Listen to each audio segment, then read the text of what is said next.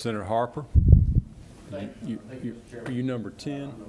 Yes, sir. And I also want to say thank you, although I'm not a member of your subcommittee. Thank you for letting me sit in this afternoon. I appreciate it. But being a member of Senator Heath's committee, I just want to express, as others have, to both you, Senator Ligon, and Senator Heath, both of our chairmen today, for your outstanding, I think, run hearings both this morning and this afternoon. I think y'all both did a phenomenal job. You should be commended on the work that you put in prior to today, and the work obviously that's going to continue going forward. So thank you both for doing that. And I think it's all evident why we are all here. I know Senator Gooch referenced this, and many others have.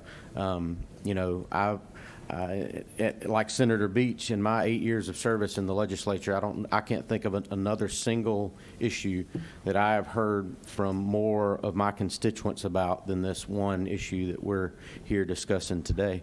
And I agree with a lot of the comments made. One of the roles of the General Assembly and one of the roles of the legislature is oversight. And that's why we're here today, and that's the whole purpose of us convening these hearings today is to provide that oversight that we're expected to do on behalf of the constituencies that send us up here to the Gold Dome to represent their behalfs. And I think that's why we're here today, and we should do these things. We should have these type of hearings. We should investigate issues when they arise.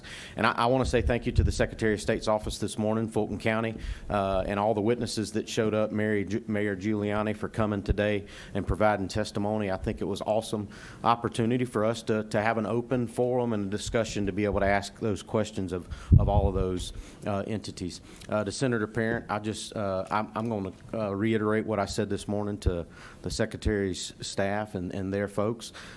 You know, if you have received threats today because of things that you may or may not have said, I hope my colleagues will join me in condemning any of those acts or outlandish threats that may be coming towards you, and I reiterate my comments this morning in condemning the same things against the Secretary and his wife and his staff. I think that's unbecoming of us as citizens, and that's not who we are as a basis of an American citizenry and the democracy that we all enjoy. And I think those type of things can have an impact on the foundation of government that we have. But the questions that we asked and the answers that we were able to get today, I think it boils down to a couple of things that it's already been said. It's about getting to the truth, and I think Senator Brass summed it up well in his statement of was state law followed. I think that is a legitimate question, and I think the longer this hearing went today, I think there's more questions that can be asked.